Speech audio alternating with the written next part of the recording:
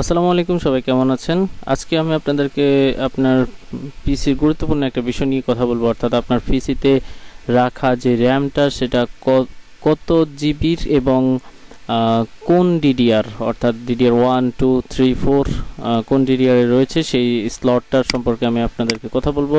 অনেক সময় আমরা বুঝতে পারি না যে আমাদের ল্যাপটপের ভিতরে আসলে র্যামটা আসলে কোন কনফিগারেশনে আছে এবং সেটার কত মেগাহার্জের। তো সেজন্য আপনি জাস্ট নিচের স্ট্যাটাস বারে আসবেন এবং জাস্ট এইখানে মাউসের কার্সরটা রেখে আপনি জাস্ট মাউসের রাইট বাটনটা ক্লিক করবেন। যখন এখানে রাইট বাটন ক্লিক করবেন তখন এখানে টাস্ক ম্যানেজারটা আসবে। টাস্ক ম্যানেজারে আপনি জাস্ট ক্লিক করে দিবেন। ক্লিক করার পরে আপনি জাস্ট এখানে মেমোরিতে ক্লিক করবেন। মেমোরিতে ক্লিক করার পরে আপনি দেখুন এই কর্নারে কিন্তু দেখা যাচ্ছে 4 GB DDR3 র্যাম এবং যেটার স্পিড হচ্ছে 1600 মেগাহার্জের। তো আশা করি আপনারা বুঝতেই পারছেন যে এই বিষয়টা আপনাদের একটু হলেও হেল্পফুল হবে আপনার মেমোরি স্লটটা জানার জন্য।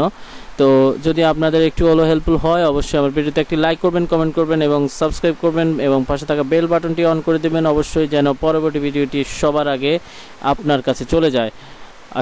আজকের ভিডিওটি এখানেই শেষ করছি। আল্লাহ হাফেজ।